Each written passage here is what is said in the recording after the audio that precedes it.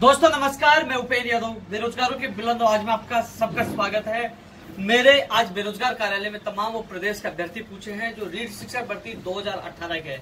इसमें एक बड़ी गड़बड़ी सबके सामने आई है, जो अनेक विषयों को लेकर, जो संस्कृत का हो, चाहे एसएसटी का हो, चाहे अंग्रेजी विषय का हो, चाहे हिंदी का हो, क्योंकि इनमें वो गड़बड़ी सामने आई है, वो लापरवाही सामने आई है। क्योंकि एक ही अभ्यर्थी का बार बार चयन होना, यानी कि एक व्यक्ति ने एक से ज्यादा विषय ले रखे, एक विषय यानी कि 2 विषय 3 विषय से किसी अभ्यर्थी का हिंदी में चयन हो गया है, उसका रिसेबल और वेटिंग में दोबारा संस्कृत में हो रहा है। हालांकि वो ज्वाइन नहीं करा, लेकिन वो उस व्यक्ति को दोबारा इसी कट ऑफ में दर्शा रखा है। ऐसे में नए अभ्यर्थियों को मौका नहीं मिला।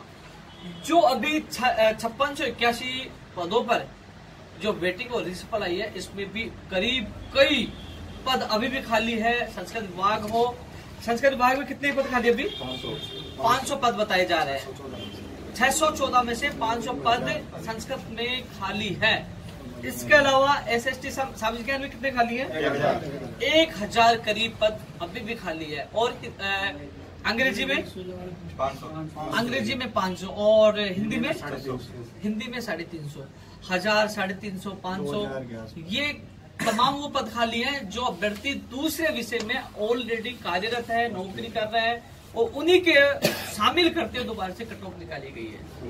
और एसएसटी हो, चाहे संस्कृत का मामला हो, हर सब्जेक्ट में उन बेरोजगारों को नुकसान हुआ है जो कुछ नंबरों से वो पीछे रह गए थे। अब लापरवाही इस संबंध में जब सीएम संयुक्त सचिव से हमारी वार्ता सीएमओ में हुई थी, उस समय उपनिदेशक महोदय जी मौजूद थे। उनके सामने हमने अवगत भी कराया था कि इन लोगों की या तो एसएसआईडी ब्लॉक की जाए या इन लोगों को हटाया जाए, जिससे नए बेरोजगारों को मौका मिले। तब ये तय हुआ था कि नहीं, हम एक और लिस्ट जारी कर देंगे।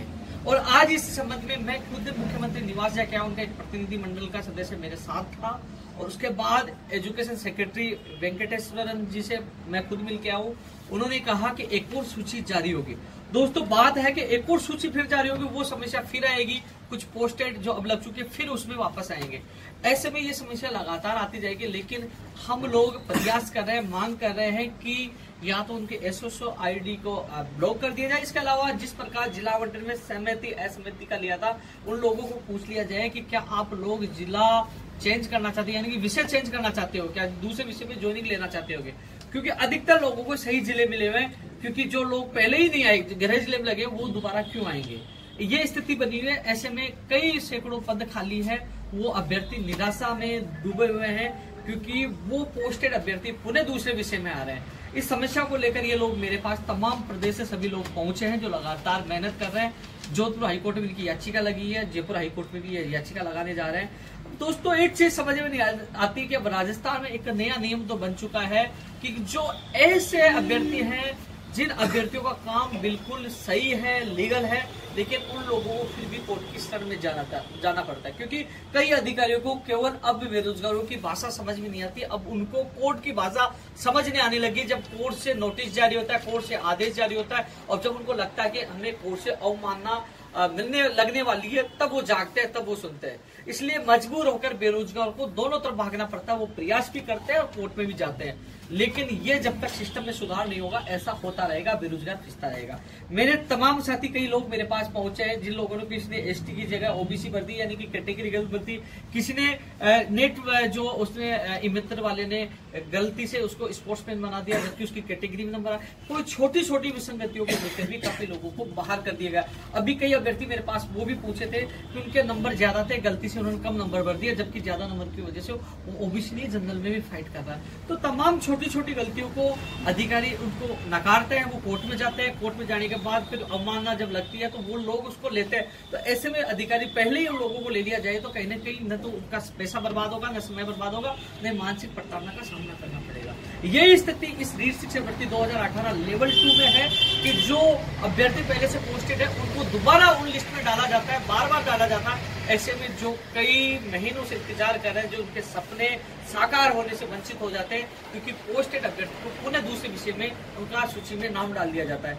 अब हम सब मिलकर एक प्रयास कोर्ट के माध्यम से भी कर रहे हैं और प्रयास सरकार के माध्यम से कर रहे हैं। माननीय मुख्यमंत्री जी के ओएसडी से सुबह भी मुलाकात हुई है। मुख्यमंत्री महोदय जी से मैंने समय मांगा है रीट लेवल प्रथम के वेटिंग और रिसफल को लेकर, इनकी समस्या को लेकर, और जो संस्कृत विभाग की 2017 की जिनकी वेटिंग जो आनी थी उनको लेकर। इसके अलावा 2016 में भी साइंस में तो अंग्रेजी के जो अभ्यर्थी मेरे से मिलके गए थे, तमाम विषय को लेकर, और मैं मुख्यमंत्री समय मांग रहा हूँ, तो मार्च में समय नहीं मिलेगा। आज उनके ओएसडी साहब ने बताया कि अप्रैल में आप लोगों को समय दिया जाएगा। लेकिन दोस्तों, समय के साथ ही हम लोगों को एक चीज को लेकर हमें पूरी ताकत के साथ हमारी बात रखनी है माननीय मुख्यमंत्री जी के सामने, क्योंकि अभी तक जब भी हम उनके सामने गए तो कहीं न कहीं बेरोजगारों को राहत मिली है, उनका काम हुआ है। आप एजी साहब को उतारना देख लीजिए, व्याख्याता भर्ती का परीक्षा आगे बढ़ाने का मामला देख लीजिए, साइंस में 26,000 की ज्वाइनिंग, एजी जोधपुर, तमाम या सुप्रीम कोर्ट, तमाम जगह जब भी हमने सहायता मांगी, चाहे कैलेंडर जारी कर, हर जगह सरकार ने हमारा साथ दिया है। हम उनको धन्यवाद ज्ञापित करते हैं। लेकिन साथ में ही हम लोगों को एक बार फिर मुख्यमंत्री जी से मिलने के लिए हम जाएंगे तो हजारों की संख्या में जाएंगे, और सबसे बड़ी बात ये रखी जाएगी, कहीं न कहीं जो जानबूझकर लापरवाही कर रहे हैं इन अधिकारियों को भी सबक सिखाया जाना चाहिए। उनको सबक नहीं सिखाएंगे तो बार बार गलतियां करेंगे। इन गलतियों को लेकर मैंने उनको पहले भी समझाया था कि ऐसा रहा तो ऐसे कई अभ्यर्थियों को मौका नहीं मिलेगा, और वो विसंगति इस भर्ती में पुनः देखने को मिली है। अब फिर हमारा यही है कि या तो उनसे सहमति असहमति का उनसे प्रमाण पत्र फॉर्म भरवाया जाए, इसके अलावा उनके एसओसी आईडी ब्लॉक की जाए, इसके अलावा 2 गुना या 3 गुना वो जारी की जाए, जिससे अन्य अभ्यर्थियों को मौका मिल सके। इसके अलावा दोस्तों, ये अभ्यर्थी मेरे पास पूछे हैं, राजस्थान के तमाम कोई भी बेरोजगार पूछो, उस हर बेरोजगार के साथ राजस्थान बेरोजगार एकीकृत महासंघ है। मैं तमाम युवाओं को, जो और भी अभ्यर्थी घर बैठे हैं, ये लोग संघर्षशील है, उन लोगों को इतना ही कह सकता है, इन लोगों को भी मैं विश्वास दिलाना चाहूंगा कि आपके लिए मैं पूरी ताकत लगा दूंगा, चाहे मेरी जान भी दांव पे लगानी हो मैं लगाऊंगा, लेकिन मैं पीछे नहीं हटूंगा। आज भी मैं एजुकेशन सेक्रेटरी से मिलकर आया हूं, उन्होंने ये तो सहमति दे दी कि एक और सूची जारी होगी। तो कहीं ना कहीं एक चीज तो स्पष्ट निकल के आ गई कि एक और सूची जारी होगी। लेकिन एक सवाल, सबसे बड़ा सवाल हमारे सामने आ रहा है कि कई लोग ये कहते हैं कि नई भर्ती आ जाएगी तो पद लैप्स हो जाएंगे। लेकिन दोस्तों, मैं बता दूं, अभी दूर दूर तक इसकी आशंका नहीं है। एजुकेशन सेक्रेटरी ने भी कह दिया कि 5-6 महीने तो भूल जाओ। तो कुल मिलाकर कोई भर्ती नहीं आने वाली, इसलिए आप न सोचो कि नई भर्ती से आने से डीओपी का सर्कुलर लागू हो जाए, हमारे पास लैप्स हो जाए। डीओपी का सर्कुलर क्या कहता है मैं बता दूं। डीओपी का सर्कुलर यही कहता है कि यदि पुरानी भर्ती के पद है और नई भर्ती आ जाए, उसकी काउंसलिंग हो जाए, तब पुराने पद लैप्स। काउंसलिंग से पहले भी वेटिंग और रिसफल आ सकता है। कई लोगों को अधूरा ज्ञान है, लंबे फेंकता है, लेकिन ज्ञान नहीं तो ये वीडियो जरूर देखें। लेकिन इतना जरूर मैं बता दूं दोस्तों, कानूनी प्रक्रिया के साथ साथ सरकार पे पूरा दबाव बना रहे हैं। सीएम साहब से मैं मिल रहा हूँ, एजुकेशन मिनिस्टर से पहले मिल चुके हैं। इसके अलावा 2016 के भी वो लोग आए थे, उनको शिक्षा मंत्री जी मिले थे, मैं भी मिला था। उन्होंने कहा कि मैं समीक्षा करके दोबारा कोशिश करूंगा कि इसको डिवीजन बेंच पे अपील नहीं की जाए। 2016 अंग्रेजी वालों को भी कह रहा हूँ, काफी लोगों को परेशान है, उन लोगों को विश्वास दिलाना चाहता हूँ कि मैं आपके साथ हूँ और रहूंगा। एक बेरोजगार के मैं साथ हूँ। 2016 के साइंस में के अभ्यर्थी हैं उनके भी, और इसके अलावा संस्कृत विभाग 2017 की उसकी याचिका भी लग चुकी है। और जो गर्ग साहब ने, सुभाष गर्ग साहब ने एक बात कही थी कि मैं डिवीजन बेंच में इसको अपील नहीं करूंगा, तो कहीं ना कहीं उनका भी रास्ता खुलेगा। मैं तमाम अभ्यर्थियों को यही विश्वास दिलाना चाहूंगा कि उपेंद्र यादव आपके साथ 24 घंटे। इसके अलावा रीड लेवल प्रथम के अभ्यर्थियों को यही कहना चाहूंगा, वेटिंग और रिसिबल के लिए, क्योंकि हम सब मिलकर जब मुख्यमंत्री जी से हमें समय दे तो हम सब लोग वहां पूछेंगे। हालांकि अभी मेरी जो सचिव एजुकेशन सेक्रेटरी से बात हुई, निदेशक मोदी जी से बात हुई, तो इन सब लोगों की जो कहने का मतलब और जो इच्छा है, ये चाहते हैं कि लोकसभा चुनाव के बाद रिसफल और वेटिंग आए, लेकिन हमारा प्रयास है पहले आए। इसलिए मुख्यमंत्री जी से आज मैं खुद सीएम ओएसडी से मिलकर आया था। उन्होंने ये कहा था कि हाँ, हम दस्तावेज सत्यापन तक आपकी करिया आपका काम करवा देंगे। तो हम लोगों के दबाव प्रयास करके मुख्यमंत्री जी के सामने अपनी बात रखकर कम से कम हमारा रिजल्ट जारी हो और प्रक्रिया पूरी हो, चाहे ज्वाइनिंग लोकसभा चुनाव के बाद मिल जाए, लेकिन लेवल फर्स्ट की होनी चाहिए। लेकिन तमाम ये लोग और पूछे, उन लोगों को इतना ही विश्वास दिलाना चाहूंगा कि आपके साथ मैं हूँ।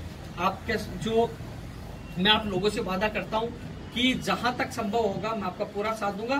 पूरा साथ नहीं, आप लोगों की एक और लिस्ट जारी करवाकर आपको स्कूल में भेजने का काम हम सब मिलकर करेंगे। रियल आप लोगों को मैं विश्वास दिलाता हूं। इसके अलावा 2016 वाला मैंने बता दिया, 17 वाला संस्कृत वाला बता दिया, लेवल फर्स्ट का भी बता दिया। ये तमाम रिसफल और वेटिंग के बारे में चलता है, क्योंकि मैं इन लोगों की बात कहूंगा दूसरे कमेंट आएगा मैं भूल गया, मैं भूला नहीं हूँ। ये लोग मेरे कार्यालय में पूछे हैं, प्रदेश भर के अलग अलग जिलों से आए। जो लोग पूछते हैं उनकी आवाज में बुलंद करने का काम करता हूँ, उनकी आवाज उठाने का काम करता हूं। मैं खुद सीएम हाउस जाके आया हूं और सबकी बात रखी और सेक्रेटरी साहब से मिलके आऊं। लेकिन इतना कह सकता हूं दोस्तों, नई भर्ती को लेकर आप विचलित ना हो कि पद लैप्स नहीं होंगे। दूसरी बात, आपकी सूची जारी होगी, ये तय हो चुका है, एजुकेशन सेक्रेटरी ने कह दिया है। इसके अलावा एक चीज और मैं बता दूं, दूसरी सूची के बारे में आज से कई महीनों पहले जब सीएमओ में हमारी मीटिंग हुई थी तभी तय हो चुका था, जब उप निदेशक महोदय चारण जी वहां मौजूद थे, संयुक्त सचिव वहां मौजूद थे, तो हमने एक ही बात रखी थी। तमाम 2-3 लोग, राजेंद्र जी 2-3 लोग मेरे साथ शामिल थे। हमने कहा था कि पोस्ट अभ्यर्थी अभी भी आएंगे, दोबारा भी आएंगे। उन्होंने कहा था कि ये दोबारा भी आएंगे तो दोबारा एक और सूची जारी कर देंगे। तो सूची एक और जारी होगी। कोशिश रहेगी कि जो तमाम जो लोग वंचित रहेंगे उनका नंबर आए, उनका भविष्य बने। मैं आप लोगों को विश्वास दिलाता हूँ। कई लोग मुझे कह रहे थे कि आप वीडियो में बोलो विश्वास दिलाता हूँ, तो मैं आपको खुले में कह रहा हूँ, मैं किसी का नहीं हूं, न कांग्रेस न बीजेपी का, मैं बेरोजगारों का हूं। लेकिन यह भी तय है कि जब भी हम लोग अब ऐसा अपने आप को ऐसा महसूस कर रहे हैं कि ये सरकार आने के बाद कहीं न कहीं हम लोगों को राहत मिली है। माननीय मुख्यमंत्री जी के पास गए, शिक्षा मंत्री जी के पास गए और उप मुख्यमंत्री जी के पास गए, तो उन्होंने हमारी मांगे भी सुनी है और उन्होंने अच्छा रेस्पॉन्स भी दिया, मान सम्मान भी दिया। इसलिए मैं पूरी सरकार को धन्यवाद देना चाहता हूँ। सरकार हमारे साथ है तो हम सरकार के साथ भी रहेंगे, जिंदाबाद बोलेंगे, क्योंकि सरकार का अहम योगदान होता है, क्योंकि सरकार का साथ हमें चाहिए। क्योंकि लोकसभा चुनाव चाहे आगे हो, लेकिन 5 साल यही सरकार रही और इसी सरकार से हमें काम करवाना है। इसलिए हम सब सरकार के साथ है, सरकार से मिलकर हम सबका काम करवाना है। आप लोगों को इतना कह सकता हूं कि आप लोग जब जब मुझे याद करोगे, आपके साथ मैं हूं।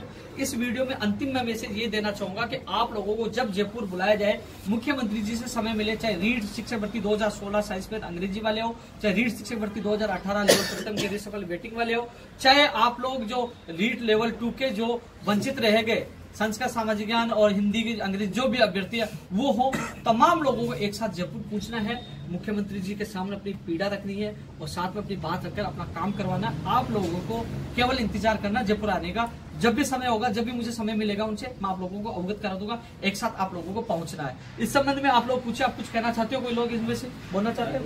नहीं, आएंगे हम, जब आप बुलाओगे तो हम उस टाइम आएंगे। एक बार आप ऑडियो डाल दोगे या वीडियो डाल दोगे तो हम सब लोग आपके पास आने के लिए तैयार हैं। और SST संस्कृत वाले जो ये मुद्दा सबसे बड़ा है, क्योंकि पहले तो 612 सीटें थी, उसमें से सारी की सारी अभी तक खाली पड़ी है। 2 बार रीसफल आ गए, वेटिंग आ गई, उसके बाद भी 500 सीटें खाली है। और कोई भी डिस्ट्रिक्ट में यानी जिले में जाके आप देख लो, कोई ज्वाइनिंग लेने नहीं जा रहा है संस्कृत में। यही हाल है हर जगह, यही SST में है। और मैं ये चाहता हूँ कि 2 या 3 गुना वेटिंग लिस्ट जारी करवाया जाए बस इसमें। और इसमें हमें उपेन्द्र भाई का साथ पूरे का सहयोग जरूरी है और हम इनका साथ देने के लिए हर पल तैयार रहेंगे। बोलेंगे तब हम आ जाएंगे। दोस्तों, ये लोग वो पीड़ित लोग हैं जो लगातार मेहनत कर रहे हैं। आपने इनका चेहरा भी देखा होगा, इनके तो ओवरेज पे चल रहा है। तमाम लोग वो पीड़ित है। इनके साथ ही कई लोगों का नंबर आ चुका है। लेकिन जिस प्रकार समाज में, अपने परिवार में और गांव में कई बार कहते हैं कि आपका नंबर क्यों नहीं है, कई बेरोजगारी, कई चीजों का सामना करना पड़ता है। एक पीड़ा होती है, एक दिल में एक ठेस पूछती है कि हाँ, कि मैं योग्य होकर अयोग्य हो रहा हूं। क्योंकि योग्य इसलिए है कि कई सीटें आज भी खाली है, उन सीटों पे इनका नंबर आ सकता है। लेकिन मेरा प्रयास रहेगा कि इनकी चेहरों पे जिस प्रकार 26,000 हो, जिस प्रकार कमलेश मीनामी के अलावा लेवल 2 के हों, जिन लोगों से जितना वादा किया वो पूरा किया, उनके चेहरों पे खुशियां लाने का वादा किया। मैं विश्वास दिलाता हूं कि मेरा प्रयास रहेगा दूसरी सूची निकलवाकर आपके चेहरों पे खुशियां लाने के। आप कुछ कहना चाह रहे हो? मैं कहना चाहूंगा कि मैं आपको एक उदाहरण देना चाहता हूं कि संस्कृत में गवर्नमेंट ने 614 पदों पर विज्ञप्ति जारी की थी। उसमें से 612 पदों पर उन्होंने पहली चयन सूची जारी की, जिसमें से 526 पद खाली रहे और 86 पदों पर पोस्टिंग हो पाई है। और अब जो 526 पे रीसफल और वेटिंग किया है, उसमें से भी लगभग 500 प्लस पद खाली है। तो उपेन्द्र भाई जी ने हमको बता दिया है कि ये लिस्ट 100% आने वाली है, तो काफी पदों पर 500 प्लस आएगी और हमें सबको मिलकर उपेन्द्र भाई का साथ देना। उपेन्द्र भाई ने बता नहीं दिया, साथ आपको देना। प्रयास मेरा रहेगा और प्रयास सफल भी रहेगा। आज तक जितने प्रयास किए वो सफल रहे। आपका सहयोग रहा तो 100% होगा। मैं सीना ठोक के आपको कह रहा हूँ, आपके साथ।